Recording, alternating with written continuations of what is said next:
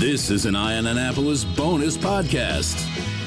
Well, joining us on the phone today is Jessimae Peluso, who is a stand-up comedian extraordinaire, podcaster, and television host, most known for MTV's wildly popular Girl Code, but now the host of Netflix's popular Tattoo Redo, which is actually pretty hysterical. I never heard of it and checked it out this morning. It was pretty amazing. And your very own podcast, Sharp Tongue. How are you?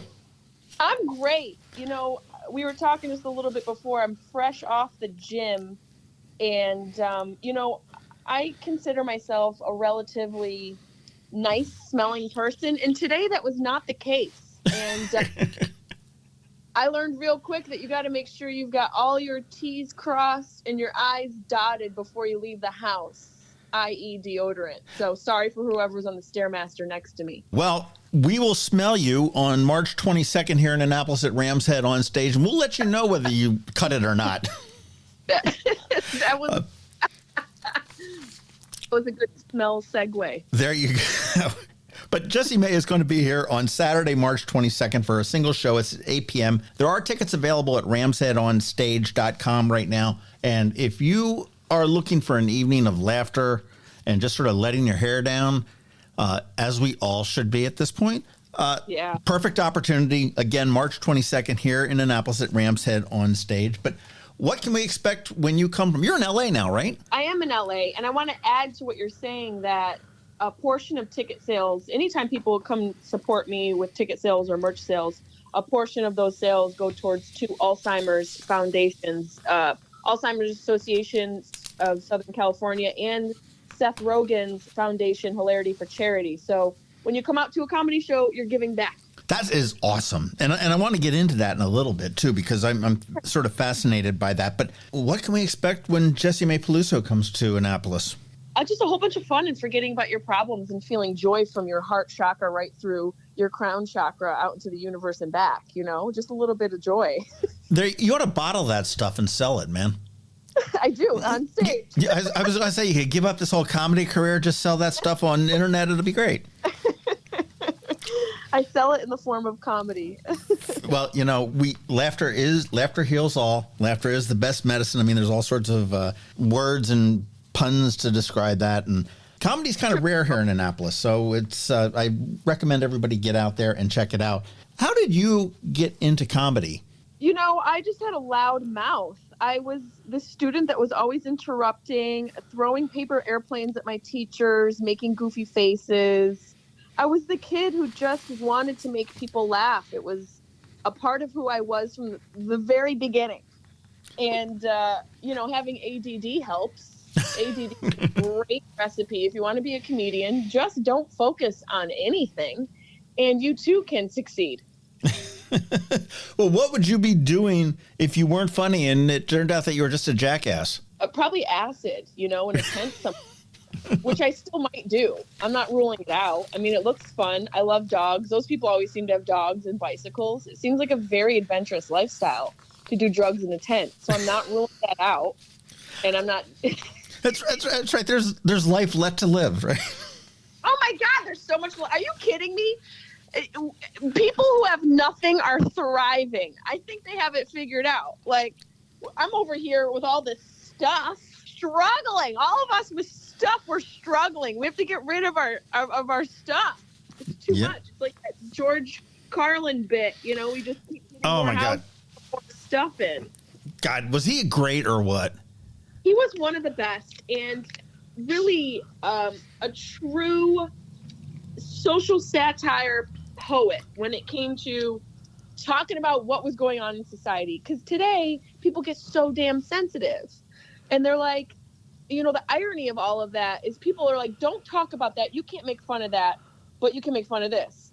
And so now we're cherry picking what can and can't be made fun of. And George Carlin was so good at making fun of all of it. No one's safe. Oh, some things I know about Carlin. I said that everything that he did was scripted. There was nothing impromptu. There was no improv. It was purely scripted.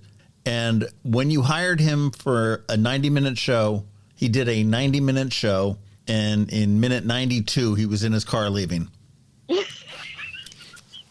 Was it really all scripted? It makes sense that it was, because he was very the way he delivered, it didn't leave a lot of room for anything. He knew exactly what he wanted to say. He absolutely did. And I was fortunate to see one of his final shows, probably about 6 months before he died. Where did you see that? Actually, it was in Vegas. I can't remember what hotel it was, but I was out there for a conference or something like that. And I said, let's go see Carlin. Was he sharp? Oh, God, yes. I mean, he was probably sharp on, the day before he died. I mean, he was just brilliant. Do you remember Bill Hicks? No. I mean, the name sounds familiar. Bill Hicks is before probably both of our times, but he was similar comedian where he just made fun of everybody. He had this great bit about the Waffle House, and he goes into his joke. He says something like, like many UFOs, I too am popping up around small towns in America. And he was at a Waffle House and he was reading a book, and the waitress comes over and she says, "What are you reading for?" And he said, she didn't ask me why I was reading. She said, "What am I reading for?" And he said, "Well, I'm reading for a lot of reasons, one of which so I don't become a Waffle House waitress." Which, to be honest, I go back to the tent thing. Sounds great to be a Waffle House waitress. You see the best and the worst of everything in a Waffle House. Heck yeah, you do, especially if it's 3 a.m. It's probably just the worst of everything at that hour. Well, they have where the hurricanes hit down in North Carolina and everything. And when the hurricanes come in, they've got a Waffle House thing. When the Waffle House closes, shit's about to get real.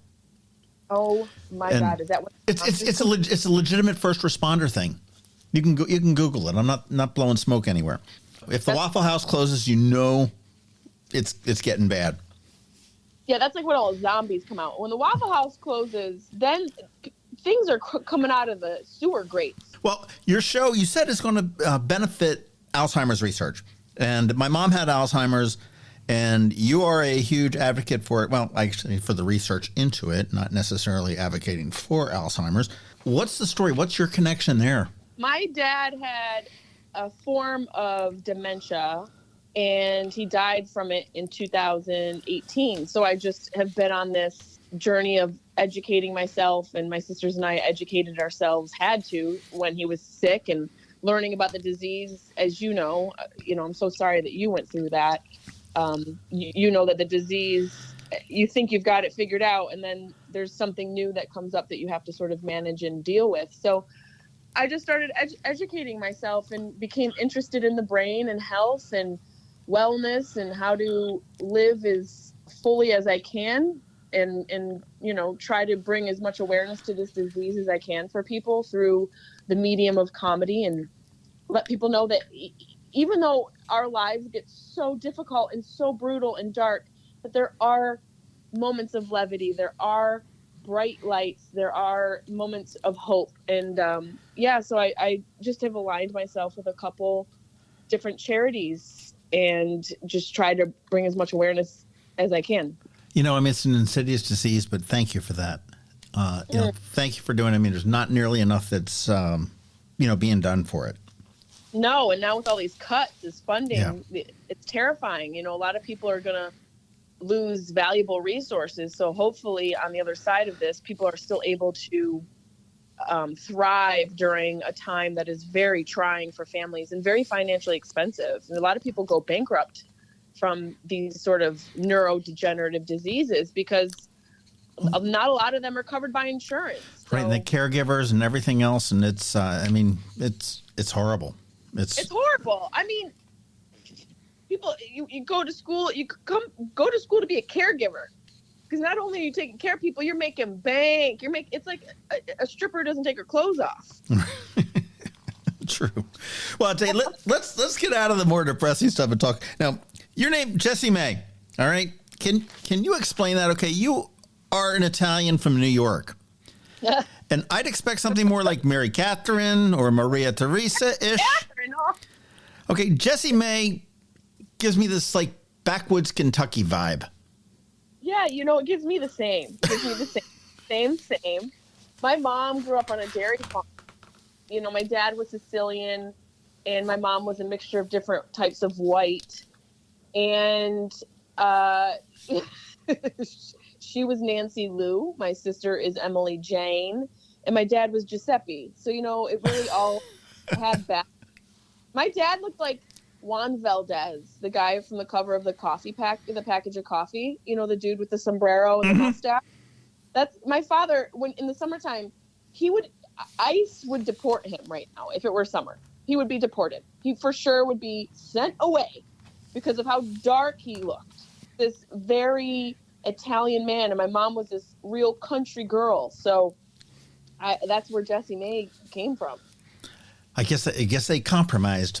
I think, it's that sort of thing where opposites attract, I guess. A farmer and a felon. And my dad wasn't a felon, but True. It just sounds. Also, Farmer and the Felon is a great marijuana company, by the way, that gives back to, helps incarcerated individuals incarcerated from cannabis crime gets exonerated. That's awesome. Little tidbit of information for you people listening, anybody out there. Is weed legal in Maryland? What's the deal? Yes, it is. Yes, it is. You can't bring it on the plane, but you can you can get it here. Not with that attitude. Yeah, so that'll change pretty soon too, I hope. So it's it is legal here. We stepped into it a little bit late. We did the medical thing first, and then we waited 4 years, and then we went and said, okay, well, let them do recreational. And I don't know how we're taking baby steps. We're like, well, it's only for headaches, guys. It's just for headaches. Okay, and also for people who you can't see, okay, we'll give it to you too. That's fine. And the backaches and paranoia and depression, and then they're like, just give it to just give it to everyone. That's right. You like Cheetos? Have some weed. Have some weed. I mean, people are buying a 6-pack legally. You can go. This is how crazy this country is in the world.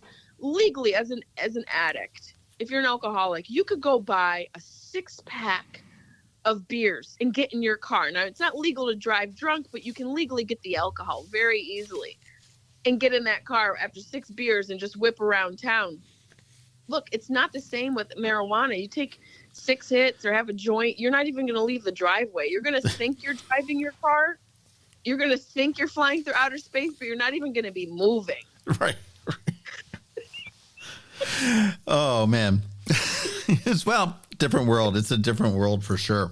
Okay, let me just throw something out at you. Netflix gives you a blank check for a comedy special or series or something, and there's no creative restrictions on there. What are you going to do with it?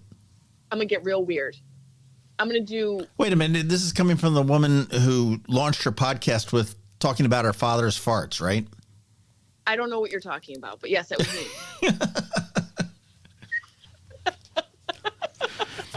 But, okay, so how weird is it going to get? It's going to get weird in the sense that I'm going to break all these sort of formatting tropes that everyone has adhered to as far as how things look and how they sound and the backdrop. And, I don't, if I had free reign, I would completely make it like almost like a Saturday morning cartoon on acid. Just fun, weird, maybe some animation, maybe Yanni's playing in the background the entire time. I don't know. I don't have time. Like, I'd have to really get a whiteboard and think this through. I've thought about it. Definitely some anime. Not like the weird sexual kind, just like cute, innocent anime, if there is any. I definitely wear the snake costume that Britney Spears had when she was holding the snake and walking. For sure. And, I'd have a real good time with it if I had no restriction, and I still might do that. So I'm going to have to check this podcast again for notes. Well, when you were just saying for sure, you've really got that whole LA thing there coming from New York, because you sounded exactly like the girl in Zappa's Valley Girl song. Yeah, that was intentional. Okay. For sure. Yeah. Every girl out there sounds the same. They all sound like a creepy door. Like every girl in LA has the same accent. They're all like, my God. It's like a haunted mansion out here. They're all the same color of beige. Do you like it out there? I like anywhere I am because it means I'm alive. I have this hopeless and very eternally optimistic outlook on life, and wherever I am, it's a good time in my mind. People who blame the room, the place, the hotel, the city. And obviously there are some exceptions. But to me, to be alive is so weird and fun and cool that LA, yeah, it's not the greatest. It's not the worst. There's still a lot of magic here. So it's okay. Cool. I know I miss New York. I loved New York. I love that era of my life. And New York City is such a special place. It's one of the only places in the world where you can walk down the block and hear 7, 8 different languages and smell all of these aromas from around the world. So I had my time there, but I'm enjoying my time in LA. Good. Well, your podcast is Sharp Tongue, and everybody ought to give it a listen. You can get it wherever you get your podcast from. And I'll tell you, you have some wild and raw conversations, and you're like all over the map. And like I said, I looked, you're coming up on your 10th anniversary. It was April 6th when you talked about your father's flatulence. And that was that.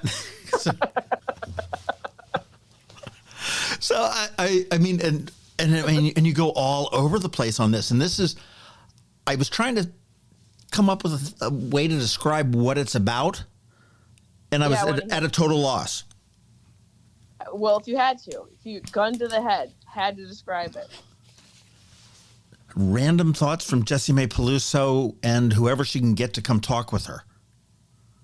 Yeah, I mean, it is that, it became like a comedy diary where I just would talk about whatever I was thinking or feeling in that moment. And it was a great tool for that. It was really a way for me to just sort of kind of chronicle my life for myself. And throughout that, I found different interests, and I do a grief survival guide series within the podcast that has become really popular. And actually around the 10th anniversary of my podcast, I'm rebranding it into if you listen to Sharp Tongue, you'll still be able to get it, but it's going to be called Dying Laughing with Jessimae, and it's going to be a grief survival guide podcast where I talk about all types of grief and make it fun and light and funny and manageable for people. It's funny, grief hits everybody in different ways, and people grieve. I mean, going back to my mom, she suffered from Alzheimer's for years and years and years, and I know when she finally passed, people were like, why are you so light and flippant about your mother dying? And my mother had a very bizarre, strange sense of humor.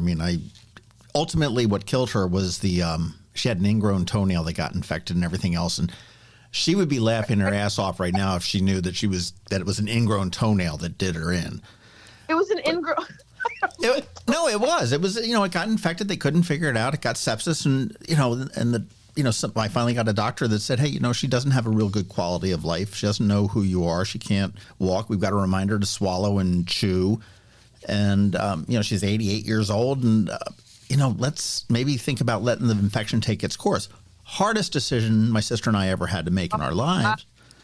But it was the right decision. And, yes. And when she finally did pass, it was like a relief to me. And people were like, why are you so flippant? I'm like, I've mourned her death for the last 8 or 9 years. Right. Just a little bit at a time and a little bit at a time. And she's in a good place. And I'm glad for that. Yeah, absolutely. And, with a disease like Alzheimer's, you have to mourn them while they're alive. Like, that's the hard thing, is these people dealing with ones that are sick with neurodegenerative diseases, they have to mourn them while they're alive. So, anywhere where we can get an outlet, anywhere where someone who's going through that can sort of find a place where they can feel like they can relate to the content, but also they're being relieved. So that's why I'm rebranding and going into talking about grief and making it somewhat more an enjoyable experience as much as it can be. You definitely got a listener when you rebrand that there. That's for sure, because it's something we all need, and it's laughter heals. It really does. It really does. And the other thing is, it also reminds us how much we have in common with one another. We're constantly inundated with material and content on social media that reminds us of how we're different, but comedy really unites people.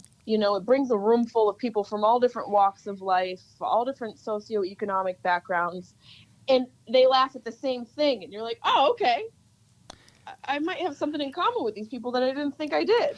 I think that all performing arts are like that, though. I mean, the doors open to Ram's Head on stage, okay, and that's going to be on March 22nd. They're going to open up. And believe it or not, there's going to be black people, there's going to be white people, there'll be straight people, there'll be gay people. Imagine that. There's going to be Republicans, there's going to be Democrats, there's going to be, just a whole mix mash of people that probably hate each other in any other time. Right. Gonna sit there and experience an hour and a half of Jessimae Peluso on the stage, laughing their asses off, and for 90 minutes or whatever, it's all going to be good in the world. Yeah, it's all going to be good in the world, and it's a little bit of relief, just a little bit, And I think with COVID, I certainly got comfortable being home. A lot of us got more comfortable doing less, which is great, but we still need to socialize. We still need to go out. We still need to have social time with our friends. All of that is so important. And, I think doing what I do, it makes me feel good that I'm a part of something that is good for people. Yeah. No.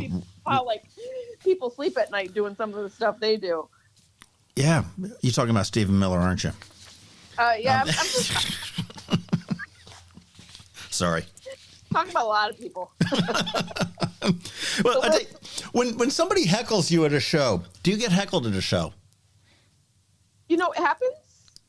It's an occupational hazard. Right. Just call it it definitely occurs. And it happens more often than not. It's a woman. Right. How do you handle it? What's your go-to? I incorporate it. If it's very disruptive, I have to make a split-second decision when it starts to happen. Is this something I can digest and make a part of my comedy meal, if you will, or is this something I'm going to have to throw off the plate altogether? It's something I incorporate because I do believe in the live art form of stand-up comedy, and I do believe in it being a show for the room. So right. When the room presents something like a heckler, well, you better be able to figure it out. I mean, Ram's Head's a really great venue. I mean, have you been here before? I don't think so. Yes, it's a cool venue. Yeah, I was there years ago. Okay. Yeah, real small venue, real nice, about 300 seats and everything else. It's not a bad seat in the house. Again, tickets are at ramsheadonstage.com. And you can learn more about Jessimae at jessimae.com, and it's JESSIMAE.com. But if you were forced to swap careers for a week with any other comedian, dead or alive, who would it be and how badly would it go? I don't know. Oh, that's a tough one. I don't know if I'd swap careers with another comedian because it's it's all same but different. But maybe.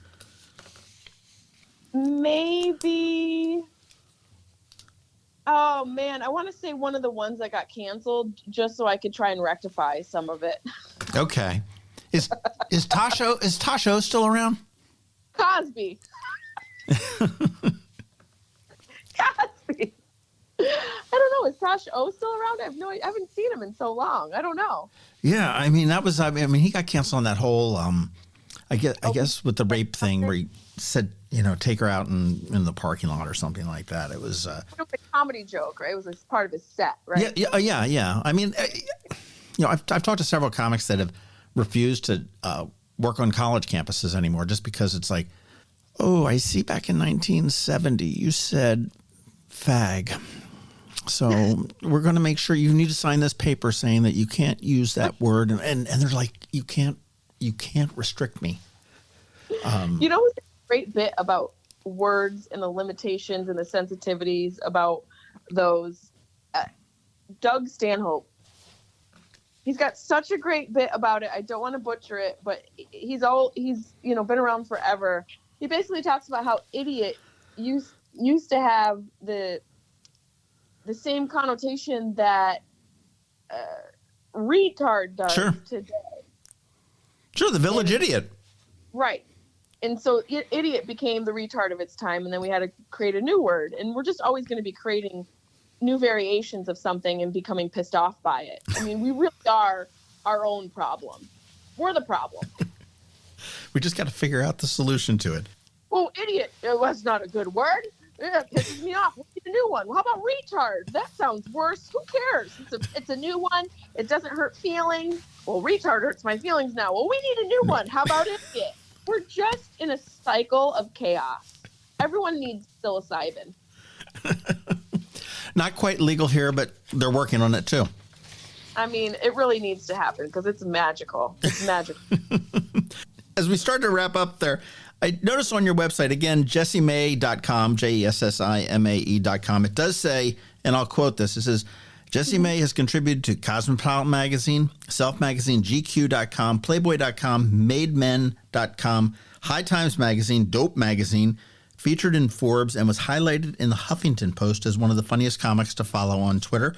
I will agree with all of that, but I assume that IonAnnapolis.net will be added to that website pretty soon? Oh, yeah, for sure. Okay, we're going to check on that before you get here on the 22nd.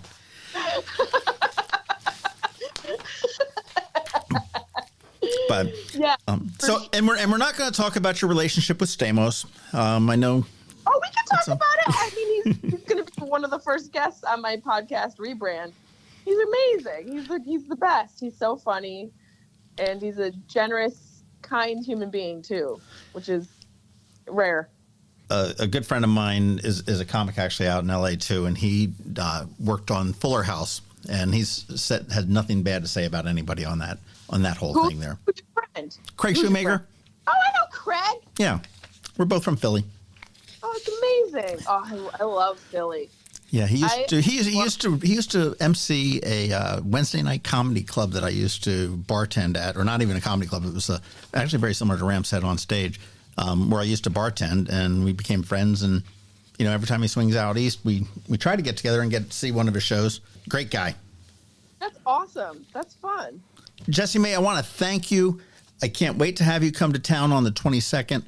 And again, for all things Jessimae, you want to go to Jessimae.com. You can get into the podcast there. You can find the Netflix shows. You can find all sorts of things, their schedule, where she's going to be. For tickets, you want to go to ramsheadonstage.com. There are still some available. I recommend everybody do it. We all need to laugh, and this is a great opportunity to do it on the 22nd.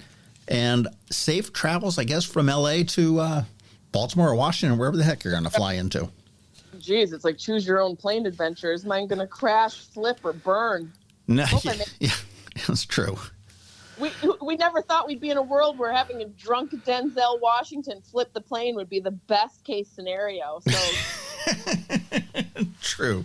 Well, I know you have a doctor's appointment to roll to, so I will let you go, but I want to thank you so much for your time. Thank you for your patience in getting this organized, and we'll see you in about a week and a half. Yeah, thank you so much for your generous time and helping me bring some people to the show. I hope everybody comes and laughs and has a great time. Thank you so, so much. I appreciate it. I came to you from sunny LA. It's beautiful there. Sunny every day. It's great.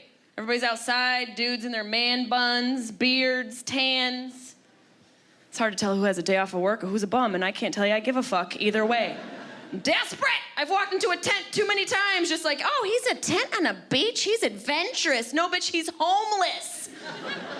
You try and justify it? Oh, it's just a dog and a bag and a bike? Well, he's a minimalist. No, he's a meth head. Raise your standards.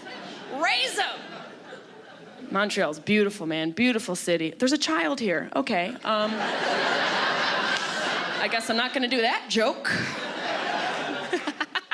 I can't make fun of your accent. You guys probably can hear mine. It's very flat ease. This is what it is. You like it, Beard? You want some of this? It's a little difficult when your man wants dirty talk, and you try, because ladies, we want it, we want to impress them. I love them so much. I'm like, you better get ready for all of this right here.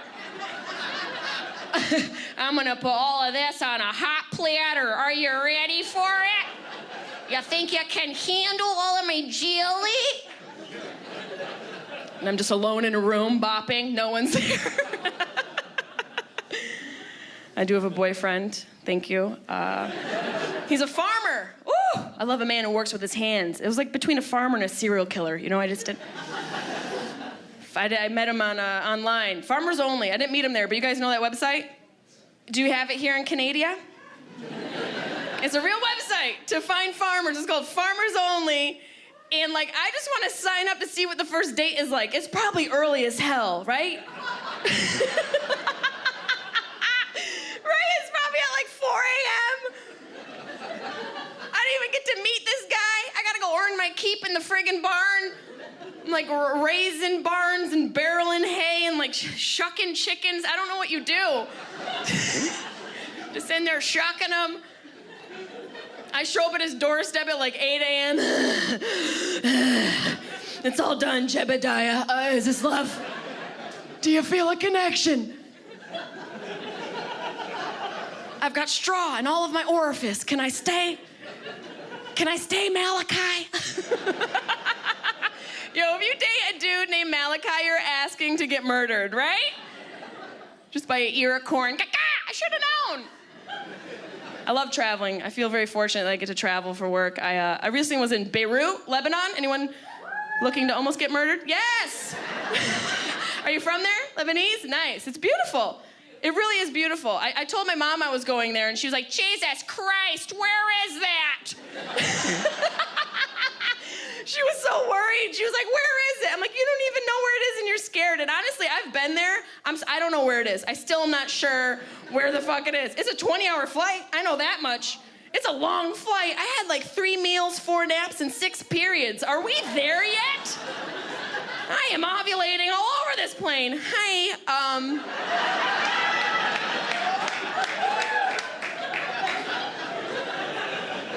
It was beautiful, though. I went there. They took me to the souks marketplace, and I was shopping, and the vendor said Dankeschön to me. I was like, and I asked my guide, I was like, Dankeschön, why did he say Dankeschön? He's like, well, here you look German. I was like, what? Say word, I look German here? Okay, all right. Back home, I look like a crackhead who just fixed her life. I'm cute in Beirut. I'm gonna move to this bitch. My mom was so worried. She's so worried. What's your name? Joanna. Nice to meet you, Jesse.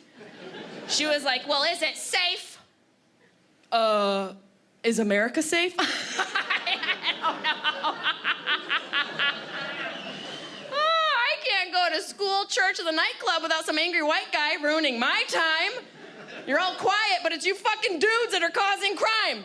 90% of the world's homicide by all these 90% of you are gonna go out there and ka. Women don't do that.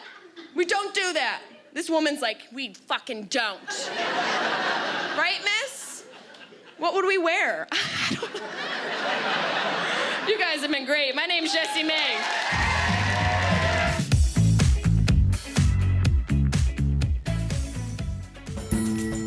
This has been a bonus podcast from Eye on Annapolis.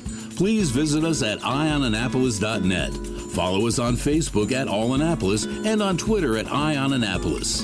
And if you haven't subscribed to the Daily News Brief podcast, go for it. And all of your local news will be delivered to your phone, tablet, or smart device by 6 a.m. every Monday through Friday.